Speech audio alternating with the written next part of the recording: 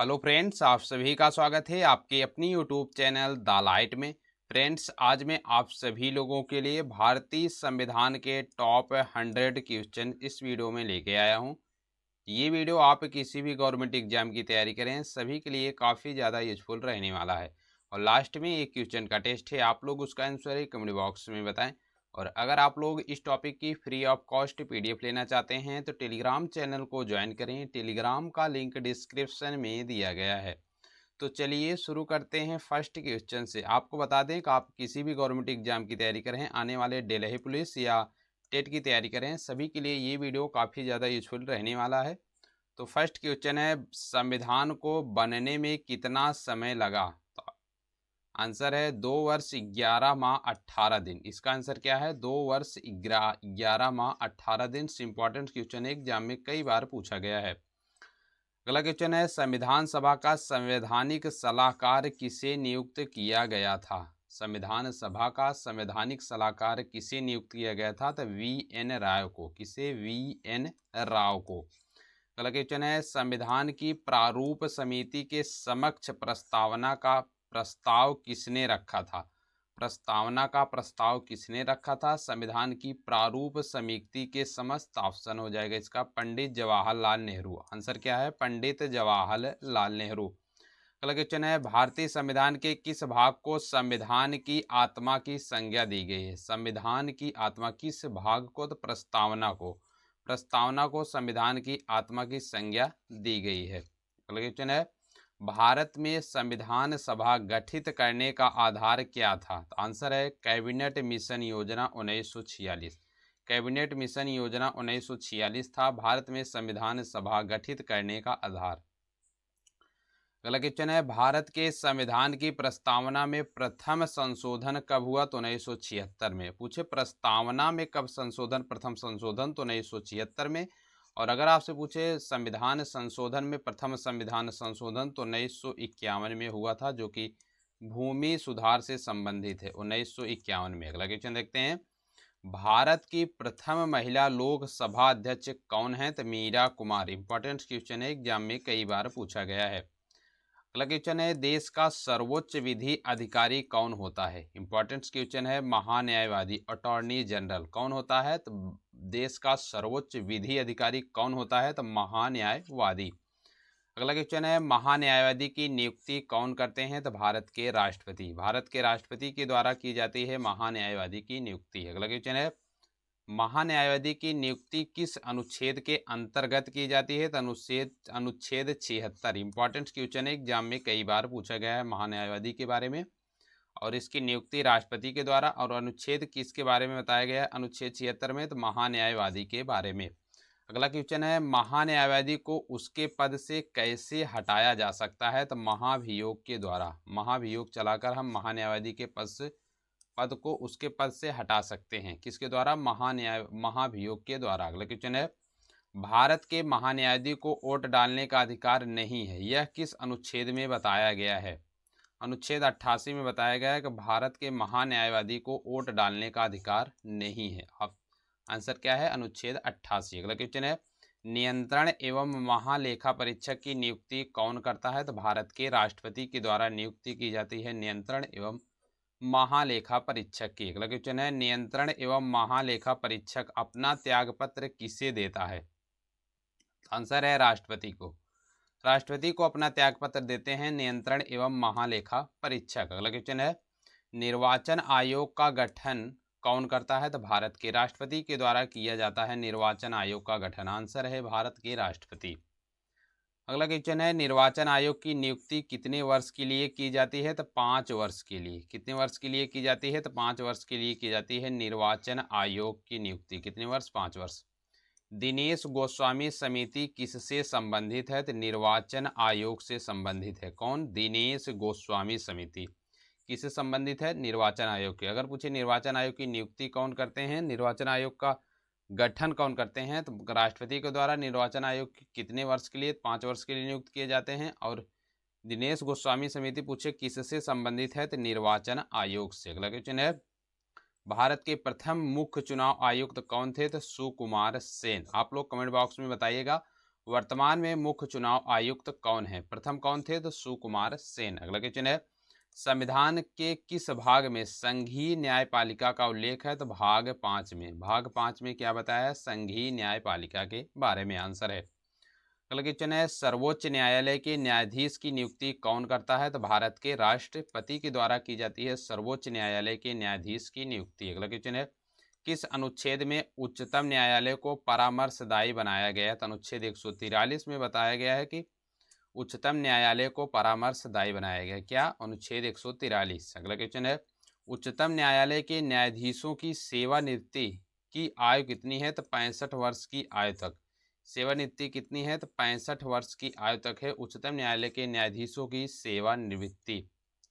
अगला क्वेश्चन है, सर्वोच्च न्यायालय के न्यायाधीश को उसके पद से कैसे हटाया जा सकता है? सर्वोच्च न्यायालय के न्यायाधीश को उसके पद से हम लोग कैसे हटा सकते हैं? तो महाभियोग के द्वारा। और क्वेश्चन है, भारत के प्रथम न्यायाधीश कौन थे? तो हरिलाल जे कानिया। हरिलाल जे कानिया कौन थे? भारत के प्रथम न्यायाधीश।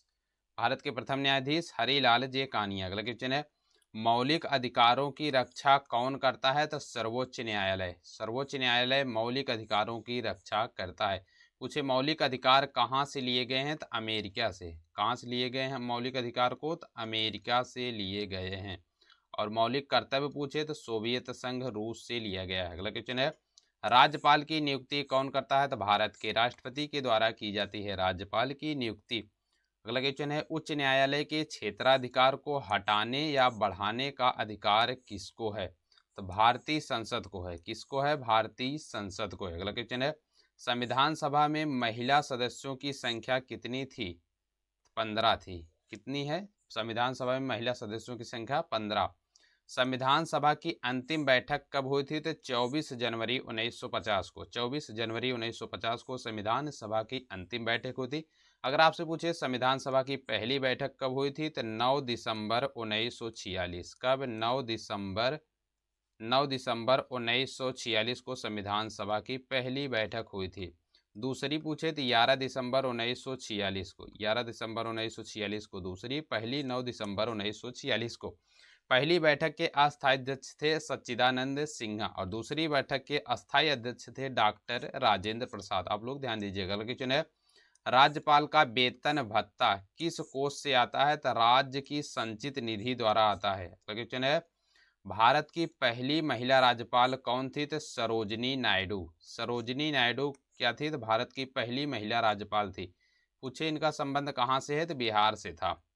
किसकी अनुमति के बिना राज्य की विधानसभा में कोई धन विधेयक पास नहीं होता? तो राज्यपाल। राज्यपाल की बिना अनुमति के बिना राज्य की विधानसभा में कोई धन विधेयक पास नहीं होता। अगला क्वेश्चन है, किसी राज्य की राज्यपाल को शपथ ग्रहण कौन कराता है? तो उस राज्य का मुख्य न्यायाधीश। उस राज्य का मुख्य न्यायाधीश जो होता है वो राज्यपाल को शपथ ग्रहण कराता है। अगला क्वेश्चन है, मुख्यमंत्री की नियुक्ति किस अनुच्छेद के अंतर्गत की जाती है? तो अनुच्छेद 163 के अंतर्गत की जाती है मुख्यमंत्री की नियुक्ति। किसके अंतर्गत? 163। कौन सी महिला प्रथम मुख्यमंत्री बनी? तो सुचेता कृपलानी। सुचेता कृपलानी प्रथम महिला मुख्यमंत्री थी। ये हैं उत्तर प्रदेश से। अगला क्वेश्चन है, विधानसभा का सदस्य बनने के लिए आवश्यक न्यूनतम आयु कितनी होती है? तो 25 वर्ष। कितनी होती है? 25 वर्ष होती है विधानसभा का सदस्य बनने के लिए न्यूनतम आयु। अगला क्वेश्चन है, अगर आपसे पूछे विधान परिषद सदस्य बनने के लिए न्यूनतम आयु कितनी होती है? तो 30 वर्ष। लेकिन विधानसभा पूछे तो 25 वर्ष। दोनों में कन्फ्यूजन नहीं होना चाहिए। अगला क्वेश्चन है, विधानसभा का सदस्य चुने बिना कोई मंत्री अपने पद पर कितने समय तक रह सकता है? तो 6 माह तक। कितने समय तक? 6 माह तक रह सकता है विधानसभा का सदस्य चुने बिना कोई मंत्री अपने पद पर। अगला क्वेश्चन है, किस संशोधन द्वारा विधानसभा में निर्वाचित सदस्यों के दल बदल पर रोक लगाई गई? तो 52वां संविधान संशोधन के द्वारा। किसके द्वारा? 52वां संविधान संशोधन। अगला क्वेश्चन है, भारत में कितने प्रकार की आपातकालीन व्यवस्थाओं पर विचार किया गया है? तो 3 प्रकार की। कितने प्रकार की? 3 प्रकार की आपातकालीन व्यवस्थाओं पर विचार किया गया है। भारत में अब तक कितनी बार आपातकाल की घोषणा हो चुकी है? तो 3 बार।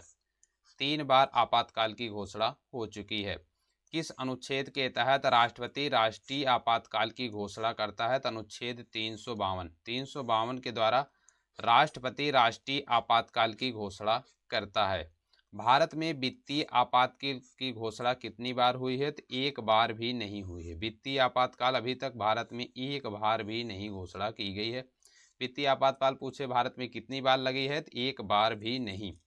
और राष्ट्रीय आपातकाल पूछे तो 3 बार। अब तक कितनी बार? 3 बार। और अनुच्छेद 352। अगला क्वेश्चन है, संविधान के किस भाग में पंचायती राज व्यवस्था का वर्णन है? तो भाग 9 में है पंचायती राज व्यवस्था। अगला क्वेश्चन है, संविधान के किस भाग में संविधान संशोधन है? तो भाग 20 में। पूछे संविधान संशोधन हम किस देश के संविधान से लिए हैं? तो दक्षिण अफ्रीका। कहाँ से? दक्षिण अफ्रीका के संविधान से लिए हैं हम लोग संविधान संशोधन को। अगला क्वेश्चन है, संविधान के किस अनुच्छेद में संविधान संशोधन प्रक्रिया का उल्लेख है? तो अनुच्छेद 368। इंपॉर्टेंट क्वेश्चन है, एग्जाम में पूछा जा सकता है। पूछे संविधान संशोधन कहाँ से लिए हैं? अमेरिका से। भाग पूछे तो भाग 20 में बताया गया संविधान संशोधन के बारे में। और अनुच्छेद पूछे थे 368 के बारे में बताया गया। 368 संविधान संशोधन से संबंधित है। अगला क्वेश्चन है, भारत में संविधान कब लागू हुआ था? 26 जनवरी 1950 को भारत में संविधान लागू हुआ था। संविधान सभा का अस्थायी अध्यक्ष कौन था? तो डॉक्टर सच्चिदानंद सिन्हा, जो कि पहली बैठक हुई थी जो संविधान की, उसमें अस्थायी अध्यक्ष थे। संविधान निर्माताओं ने सबसे अधिक ध्यान किस पर दिया था? तो प्रस्तावना पर। सबसे अधिक ध्यान किस पे दिया था? तो प्रस्तावना पर। अगला क्वेश्चन है, भारतीय संविधान में प्रथम संशोधन कब हुआ था? तो 1951 में। पूछे किससे संबंधित है? तो भूमि सुधार से संबंधित है। आप लोग ध्यान दीजिएगा, भूमि सुधार से संबंधित है। कौन? प्रथम संविधान संशोधन कब हुआ था? तो 1951 में हुआ था। अगला क्वेश्चन है, किस संविधान संशोधन में लोकसभा का कार्यकाल 6 वर्ष से घटाकर 5 वर्ष कर दिया गया? तो 44वें संविधान संशोधन के द्वारा लोकसभा का कार्यकाल 6 वर्ष से घटाकर कितना कर दिया है? 5 वर्ष कर दिया गया है। कौन है संविधान संशोधन? 44वें संविधान संशोधन के द्वारा।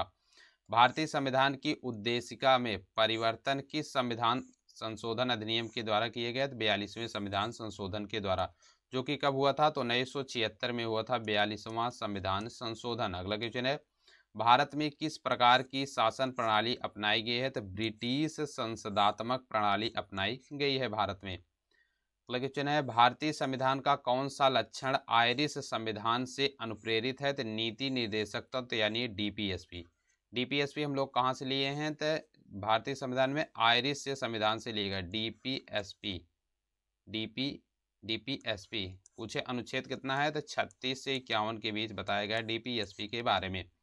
भारतीय संविधान का सबसे बड़ा एकाकी स्रोत कौन सा है? तो भारत सरकार अधिनियम 1935। भारत सरकार अधिनियम 1935 भारतीय संविधान का सबसे बड़ा एकाकी स्रोत है। कौन? भारत शासन अधिनियम 1935। अगला क्वेश्चन है, विधि के समक्ष समानता कहाँ से ली गई? इंग्लैंड से ली गई है। विधि के समक्ष समानता प्रस्तावना की भाषा किस देश से ली गई है? तो ऑस्ट्रेलिया। और आपको बता दें, ऑस्ट्रेलिया से हम लोग समवर्ती सूची भी लिए हैं। समवर्ती सूची पूछे किस देश के संविधान से ली गई? तो ऑस्ट्रेलिया से। और प्रस्तावना की भाषा ऑस्ट्रेलिया से ही ली गई है। अगला क्वेश्चन है, संविधान के किस भाग में नागरिकता का वर्णन है? भाग 2 में नागरिकता का वर्णन है। अगला क्वेश्चन है, भारतीय संविधान के किस अनुच्छेद में यह लिखा गया है कि भारत राज्यों का एक संघ होगा? तो अनुच्छेद 1 में। अनुच्छेद 1 में लिखा गया है तो भारत राज्यों का एक संघ होगा। अगला क्वेश्चन है, भारतीय संविधान के किस अनुच्छेद में कल्याणकारी राज्य की अवधारणा वर्णित है? तो अनुच्छेद 39 में। अनुच्छेद 39 में क्या बताया गया? भारतीय संविधान के किस अनुच्छेद में? तो कल्याणकारी राज्य की अवधारणा। तो अनुच्छेद 39 में बताया गया है कल्याणकारी राज्य की अवधारणा। अगला क्वेश्चन है, संविधान के किस अनुच्छेद के अंतर्गत अधीनस्थ न्यायालय या जिला न्यायालय का वर्णन किया गया? तो अनुच्छेद 233 के अंतर्गत किया गया है अधीनस्थ न्यायालय या जिला न्यायालय का वर्णन। संविधान के किस अनुच्छेद में मंत्रिमंडल शब्द का प्रयोग संविधान में एक बार हुआ है? तो अनुच्छेद 352 में। 352 में एक बार प्रयोग हुआ है मंत्रिमंडल शब्द का। अगला क्वेश्चन है, अनुच्छेद 356 का संबंध पूछे किससे है? तो राष्ट्रपति शासन से है। राष्ट्रपति शासन से है। कौन? अनुच्छेद 356। अगला क्वेश्चन है, संविधान के किस अनुच्छेद के अंतर्गत राज्य सरकार ग्राम पंचायतों के संगठन का निर्देश दिया गया है? तो अनुच्छेद 40 में। सीधा क्वेश्चन पूछा है, अनुच्छेद 40 के अंदर क्या है? तो ग्राम पंचायतों का संगठन का निर्देश। अगला क्वेश्चन है, किस अनुच्छेद के अंतर्गत उपराष्ट्रपति पद की व्यवस्था है? तो अनुच्छेद 63। अनुच्छेद 63 के अंदर बताया गया है उपराष्ट्रपति पद की व्यवस्था।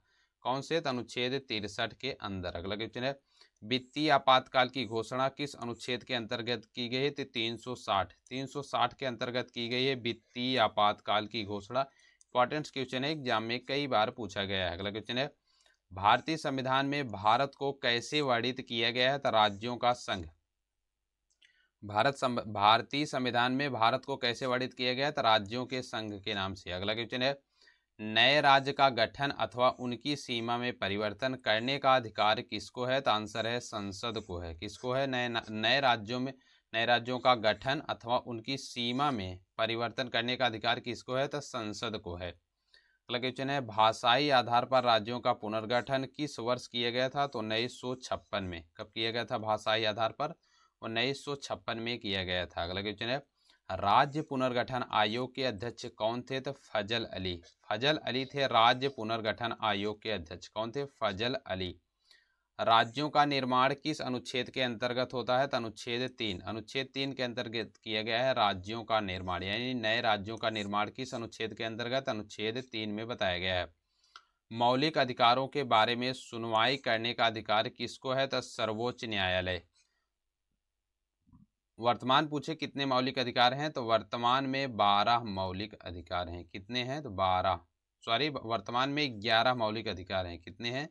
11 मौलिक अधिकार हैं वर्तमान में। अगला क्वेश्चन है, मौलिक अधिकारों में संशोधन का अधिकार किसको है? तो संसद को है। जो मौलिक अधिकार में संशोधन कर सकता है किसको है? तो संसद को है। और मौलिक अधिकार के बारे में सुनवाई किस करने का अधिकार पूछे तो सर्वोच्च न्यायालय के पास है। अगला क्वेश्चन है, किस याचिका का शाब्दिक अर्थ होता है हम आदेश देते हैं? किसका है? तो परमादेश। मूल अधिकारों पर प्रतिबंध लगाने का अधिकार किसके पास है? तो आंसर है संसद के पास। किसके है पास है? तो आंसर है संसद के पास है। भारतीय संविधान में नागरिकता संबंधित अधिकार किस अनुच्छेद में दिया गया है? तो अनुच्छेद 5 से 11। 5 से 11 पूछे किससे संबंधित है? तो नागरिकता से संबंधित है 5 से 11। और भाग पूछे तो भाग 2 में बताया गया है नागरिकता के बारे में। आप लोग भाग भी याद रखिएगा। अगला क्वेश्चन है, V.R. अम्बेडकर ने किसे संविधान का हृदय एवं आत्मा की संज्ञा दी है? तो संवैधानिक उपचारों का अधिकार। संवैधानिक उपचारों के अधिकार को V.R. अम्बेडकर ने संविधान का हृदय एवं आत्मा की संज्ञा दी है। अगला क्वेश्चन है, वर्तमान में संविधान में कुल कितने मौलिक यानी मूल कर्तव्य हैं? तो 11 मूल कर्तव्य हैं। कितने मूल कर्तव्य हैं? तो 11 मूल कर्तव्य हैं वर्तमान में। संविधान में मौलिक कर्तव्य किसके लिए हैं? तो भारत के सभी नागरिकों के लिए। भारत के सभी नागरिकों के लिए हैं मौलिक कर्तव्य। संसद के 2 क्रमिक अधिवेशनों के मध्य कितना समय अंतराल होना चाहिए? तो कम से कम 6 माह होना चाहिए। संसद के 2 क्रमिक अधिवेशनों के मध्य कितना समय अंतराल पूछे? तो 6 मंथ होना चाहिए। अगला क्वेश्चन है, सांसदों के वेतन का निर्धारण कौन करता है? तो सांसद। जो सांसद होते हैं उनका वेतन कौन निर्धारण करता है? तो संसद। भारत के राष्ट्रपति की तुलना किस देश के सम्राट से की जाती है? तो आंसर है ब्रिटेन के सम्राट से की जाती है। भारत के राष्ट्रपति की तुलना किससे? तो ब्रिटेन के सम्राट से। भारत की तीनों सेवाओं का सर्वोच्च सेनापति कौन होता है? तो राष्ट्रपति। भारत के तीनों सेनाओं का सर्वोच्च सेनापति कौन होता है? तो राष्ट्रपति। भारत के राष्ट्रपति। राष्ट्रपति को उसके पद से कैसे हटाया जा सकता है? तो संसद द्वारा महाभियोग चलाकर।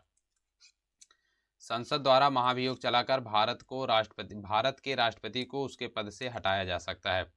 राष्ट्रपति पर महाभियोग की प्रक्रिया किस देश से ली गई है? तो अमेरिका से। जो राष्ट्रपति पर महाभियोग लगेगा किस देश के संविधान से लिया गया? तो अमेरिका देश के संविधान से लिया गया है। राष्ट्रपति पद रिक्त होने पर कितने समय में भरना आवश्यक है? तो 6 माह में भरना आवश्यक है राष्ट्रपति पद। राष्ट्रपति अपना त्यागपत्र किसे सौंपता है? तो उपराष्ट्रपति को। उपराष्ट्रपति को राष्ट्रपति अपना त्यागपत्र सौंपता है। किस विधेयक को राष्ट्रपति पुनर्विचार के लिए नहीं लौटाता है? तो धन विधेयक। धन विधेयक को राष्ट्रपति पुनर्विचार के लिए नहीं लौटाता है। अगला क्वेश्चन है, किसी व्यक्ति को दोषी पाए जाने पर कौन उसे क्षमादान दे सकता है? तो राष्ट्रपति। राष्ट्रपति उसे क्षमादान दे सकता है। भारत का राष्ट्रपति राज्यसभा में कितने सदस्य मनोनीत कर सकता है? तो 12 सदस्यों को मनोनीत कर सकता है भारत का राष्ट्रपति। कितने सदस्यों को? तो 12 सदस्यों को। उपराष्ट्रपति को पद व गोपनीयता की शपथ कौन दिलाता है? तो भारत के राष्ट्रपति दिलाते हैं उपराष्ट्रपति को पद व गोपनीयता की शपथ। अगला क्वेश्चन है, राज्यसभा का पदेन अध्यक्ष कौन होता है? तो भारत के उपराष्ट्रपति होते हैं राज्यसभा का पदेन अध्यक्ष। कौन होते हैं? भारत के उपराष्ट्रपति राज्यसभा का पदेन अध्यक्ष होते हैं। राज्यसभा की बैठक का सभापति कौन होता है? तो भारत के उपराष्ट्रपति ही होते हैं राज्यसभा की बैठक का सभापति। अगला क्वेश्चन है, उपराष्ट्रपति पद हेतु कम से कम कितनी आयु होनी चाहिए? तो आवश्यक 35 वर्ष। कम से कम कितनी आयु होनी चाहिए उपराष्ट्रपति पद के लिए? तो कम से कम 35 वर्ष होनी चाहिए। संविधान सभा द्वारा किस वर्ष राष्ट्रीय ध्वज को अपनाया गया था? तो 22 जुलाई 1947 को।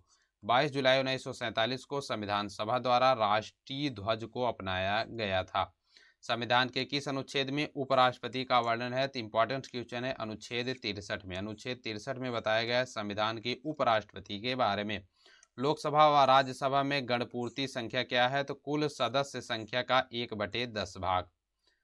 राज्यसभा के सदस्यों को नामित करने का अधिकार किससे है? तो राष्ट्रपति को। राष्ट्रपति को अधिकार है राज्यसभा के सदस्यों को नामित करने का अधिकार। लास्ट क्वेश्चन है, राज्यसभा की प्रथम महिला सचिव कौन थी? तो वी.एस. रमा देवी। वी.एस. रमा देवी थी राज्यसभा की।